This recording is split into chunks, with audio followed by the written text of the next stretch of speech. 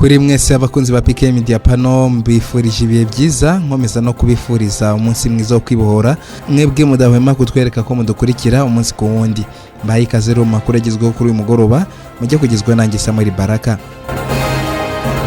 Reka duhere kuri iyi nkuru irebana n'ubutumwa Paul Kagame yatanze bwo kwibohora aho mu magambo yavuze ati ibyabaye muri iki gihugu ntibizongera ntabwo tuzabyemera.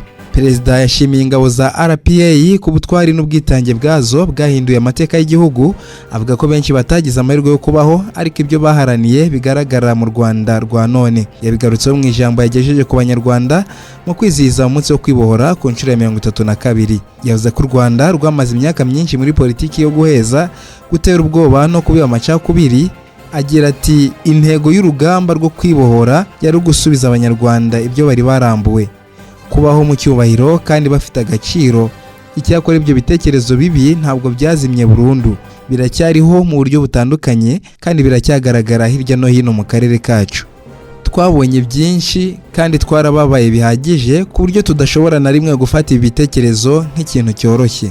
Umukuru w'igihugu yavuze ko u Rwanda rwubakiye ku mateka n'imiyoborere myiza kandi ko umutekano ujyanye no kubaho neza, igihugu kitawushakira gushimwa n'abandi. Ati tudafite umutekano nta kindi cyashoboka, niyo mpamvu dukomeje kuba maso kandi tugahagarara ku byo twemera. Ibyabaye muri iki gihugu cyacu ntibizongera ku mpamvu imwe yumvikana, ntabwo tuzabyemera. Yavuze ko u Rwanda rufite urubyiruko rutabaye mu mateka mabi igihugu cyanyuzemo, arusaba kumva ko nta wundi ufite inshingano ku Rwanda kurusha abanyarwanda ubwabo. Ati hari abashobora kudushyigikira, hari n'abo tutemeranya ku bintu bimwe na bimwe cyangwa se batumva neza icyo dushaka, gusa icyo tuzi nuko amaherezo bose bashobora kudutera umugongo igihe babishakiye. Twe nta yandi mahitamo dufite, ni inshingano yacu kureba ko umunyarwanda wese ashobora kubaho mu mahoro no gutera imbere mu gihugu cye. Niyo mpamvu kwibohora bitazigera birangira, ahubwo bizakomeza kujyana n'igihe kandi bigaragarire mu mbaraga dushyira mu kuzamura imibereho y'abaturage bacu uko imyaka ishira. Perezida Kagame yavuze ko ahazaza h'u Rwanda ari heza kandi hashingiye ku kubaka ubumwe no kwanga amacakubiri hamwe no gufatanya. Ati ibyo twagezeho mu myaka 32 ishize birivugira, dukomeze inzira nziza ariyo twahisemo. Reka dukomereza amakuru yacu kuri inkuru ivuga ko ubumwe bw'Uburayi buzakomeza gutera inkunga ubutumwa bwa RDF i Cabo Delgado nk'uko Perezida Daniel Chapo yabitangaje. Perezida wa Mozambique Daniel Chapo yatangaje ko umuryango w'ubumwe bw'Uburayi uzakomeza gutera inkunga ubutumwa bw'ingabo z'u Rwanda zifasha igihugu cye kurwanya iterabwoba mu ntara ya Cabo Delgado. Avuga ko ibiganiro byo gukomeza ubwo bufatanye bikomeje. Mu kiganiro n'abanyamakuru cyabaye ku wa gatanu, Chapo yavuze ko ibikorwa by'ingabo z'u Rwanda bizakomeza guterwa inkunga n'amafaranga ya leta ya Mozambique hamwe n'inkunga itangwa n'umuryango w'ubumwe bw'Uburayi nk'uko byagiye bikorwa kuva izi ngabo zatangira ubutumwa bwazo. Ati ibikorwa by'ingabo z'u Rwanda bizaterwa inkunga n'amafaranga ya leta ndetse n'aturuka mu muryango w'ubumwe bw'Uburayi nk'uko byahoraga bikorwa haba ku Rwanda no ku nzego zacu z'umutekano binyuze mu mahugurwa. Perezida Chapo yasobanuye ko ubumwe bw'Uburayi budatanga inkunga y'ibikoresho bya gisirikari, ko ahubwo bufasha mu gutera inkunga ibikorwa no mu mahugurwa ahabwa inzego z'umutekano. Yavuze kandi ko muri iki gihe hari ibiganiro biri kuba bigamije kongera amasezerano y'ubwo bufatanye. Uretse ibikorwa bya gisirikari, Chapo yavuze ko kuri guverinoma ye yiyemeje gushaka inkunga yo kongera kubaka intara ya Cabo Delgado aho ibikorwa remezo byinshi byasenywe n'ibitero by'imitwe y'iterabwoba. Perezida wa Mozambique yongeye gushimangira ko guverinoma y'igihugu cye izakomeza gukoresha inzira zose zishoboka kugira ngo igihugu kigere ku mutekano urambye, harimo n'ibiganiro bishobora gutanga umusanzu mu kurangiza ikibazo cy'iterabwoba. Ingabo z'u Rwanda zatangiye koherezwa muri Cabo Delgado muri Nyakanga 2021 nyuma y'ubusabe bwa leta ya Mozambique, zikaba zaragize uruhare rukomeye mu kwisubiza ibice byinshi byari byarafashwe n'imitwe yitwaje intwaro ikorana na ISIS. Mu mezi 3 ashize, ubumwe bw'Uburayi bwari bwatangaje ko bushobora guhagarika burundu inkunga ya miliyoni 20 z'amayero yageneraga ibikorwa bya ziriya ngabo nyuma y'uko Leta Zunze Ubumwe za Amerika zari zimaze kuzifatira ibihano. Ibi byatumye u Rwanda ruteguza ko rushobora gucyura ingabo zarwo mu gihe abungukira ku bikorwa by'ingabo zarwo ziri muri Cabo Delgado bashoboraga kunanirwa kubitera inkunga yo kuyifasha gukomeza kugenda neza. Reka mbabwire ni inkuru uvuga ko General Muhozi yifurije abanyarwanda umunsi mwiza wo kwibohora, agira ati inshuti zanjye abanyarwanda umunsi mwiza wo kwibohora. umugaba mukuru w'ingabo za Uganda akaba n'umuhungu wa perezida Yoweri Kaguta Museveni, General Muhoozi Kainerugaba, yifurije abanyarwanda umunsi mwiza wo kwibohora, ashimira ubutwari bwa perezida Paul Kagame. Kuri uyu wa 4 Nyakanga 2026 abanyarwanda bizije ku nshuro ya 32 umunsi mukuru wo kwibohora, bashima ingabo za RPA zari ziyobowe na perezida Paul Kagame zaboye iki gihugu ku wa 4 Nyakanga mu 1994. Perezida Kagame yashimiye ingabo za RPA zagize uruhare mu rugamba rwo kubohora u Rwanda rwatangiye ku ya mbere Ukwakira mu 1990 kubw'ubwitange n'ubutwari zagize bwahinduye amateka y'igihugu, bamwe barutakarizamo ubuzima. General Muhoozi mu butumwa bwe yavuze ko uyu munsi ari uwo kwishimira ubutwari n'ubuyobozi bufite icyerekezo burangajwe imbere na perezida Kagame n'iterambere igihugu kimaze kugeraho mu myaka 32 ishize. Yagize ati uyu ni umunsi wo kwishimira ubutwari, ubuyobozi bufite icyerekezo buyobowe na perezida Paul Kagame n'iterambere u Rwanda rumaze kugeraho mu myaka 32 ishize. General Muhoozi afata perezida Paul Kagame nk'umwe mu bayobozi b'icyitegererezo, akenshi amwita se wabo.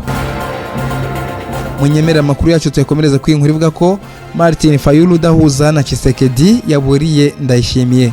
Umunyapolitiki Martin Fayulu utavuga rumwe n'ubutegetsi bwa Repubulika Iharanira Demokarasi ya Kongo yaburiye perezida w'u Burundi Evariste Ndayishimiye ko adakwiye gukoresha amayeri ngo yitambike gahunda yo kurwanya umugambi wo guhindura itegeko nshinga ry'abanyekongo. Umugambi wo guhindura itegeko nshinga wateguwe n'ubutegetsi bwa Tshisekedi ushyigikirwa n'imitwe yombi y'inteko ishinga amategeko, ugamije ahanini kwemerera uyu mukuru w'igihugu kuyobora manda zirenze 2. Fayulu yatanze uyu muburo mu ijoro ryo kuwa 3 Nyakanga 2026 nyuma yaho we n'abandi banyapolitiki bashinze ihuriro rya C64 rirwanya umugambi wo guhindura itegeko nshinga bafashe icyemezo cyo gusubika imyigaragambyo bateganyaga mu cyumweru gitaha. Muri imyigaragambyo yari kubera imbere y'ingoro y'umukuru w'igihugu, abanyapolitiki batavuga rumwe na Tshisekedi bateganyaga kumusaba kwegura bayisubitse nyuma yo gusabwa na Ndayishimiye ko bajya mu Burundi kuganira ku buryo ikibazo cyabo cyakemuka. Fayulu yatangaje ko we na bagenzi be bahuriye muri C64 bagombaga kwitabira ubutumire bwa Ndayishimiye kuri uyu wa 4 Nyakanga kubera ko perezida w'u Burundi ari umuyobozi w'umuryango wa Afurika yunze ubumwe. Uyu munyapolitiki yavuze ko Ndayishimiye atagomba kwifashisha ubucuti afitanye na Tshisekedi mu gushyigikira umugambi wo guhindura itegeko nshinga rya RDC, amuteguza ko nazana imikino muri iki kibazo azabona ingaruka mu minsi iri imbere. Fayulu yasobanuye ko imyigaragambyo ya C64 itahagaritswe kuko mu itangazo yarayishyize hanze yasobanuye ko yayimuriye ku wa 22 Nyakanga. Ahamya ko ikibazo cyabo nikidakemurwa uko bikwiye we na bagenzi be bazasaba Tshisekedi kwegura. Martin Fayulu yeruye ko abagize ihuriro C64 abereye umuyobozi batazigera bemera igitekerezo icyo ari cyo cyose gituma Tshisekedi arenza manda 2 ku butegetsi, agaragaza ko uko byagenda kose RDC igomba kubona perezida mushya muri 2028.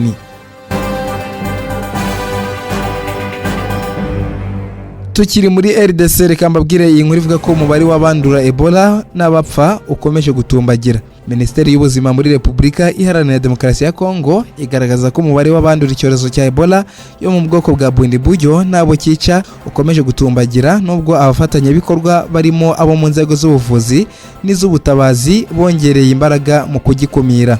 Umubiri gutera ubwiyongere bwinshi bw'abandura iki cyorezo nabo cyica harimo ko bimwe mu bice cyugarije harimo umutekano muke kurya abaganga n'abatabazi bagorwa no kuhagera kugira ngo bakurikirane abarwayi nabo bahuye nabo. Abanyekongo benshi ntibaremera ko iki cyorezo kibaho kuko ntibasiba kugaba ibitero ku mavuriro yakira abarwayi n'abafite ibimenyetso byacyo. Mu cyumweru gishize bateye ikigo nderabuzima cya Niania mu ntara ya Ituri, abarwayi 7 baratoroka. Abateye iki kigo nderabuzima kandi batwaye umurambo w'uwishwe na Ebola bawujyana mu mujyi wa Kisangani mu ntara ya Chopo. Umwe mu barwayi batorotse yagiye mu ntara ya Hotuele apfirayo tariki ya 2 Nyakanga 2026. Leta ya RDC iri gukora ubukangurambaga mu nzego z'ibanze kugira ngo abayobozi bazo bumvishe abaturage ko bugarijwe. Kugeza ku wa 2 Nyakanga abantu barenga 260 bo muri Ituri bari bamaze kwigishwa. Minisiteri y'ubuzima yagaragaje ko kugeza ku wa 2 Nyakanga abantu 1,502 aribo bimaze kwemezwa ko banduye Ebola ya bundi buryo, barimo 473 bapfuye na 213 bakize. Mu banduye harimo 42 bashya, bose babonetse mu ntara ya Ituri na Kivu y'Amajyepfo mu masaha 24 yarashize. Abapfuye muri ayo masaha ni 26. Muri Kivu y'Amajyepfo nta bandi barwayi ba Ebola barahaboneka keretse 3 babonetse mu gace ka Mitimuresa mu mpera za Gicurasi, bari mu umwe wapfuye n'abandi 2 bamaze gukira. Iyi ministeri yatangaje ko kuva tariki 15 Gicurasi ubwo iki cyorezo cyatangazwaga bwa mbere hamaze kuboneka abarenga 11,360 bahuye n'abanduye, barimo 269 barangije iminsi 21 y'akato. Kugeza kwa 21 Kamena, Uganda nayo yari imaze kubonekamo abarwayi 21 ba Ebola, barimo 2 bapfuye, n'abandi baraboneka kugeza uyu munsi. Munyemerere mbashimire, aha niho dusoreje amakuru yacu kuri PK Media Panel. Amakuru nakagaruka.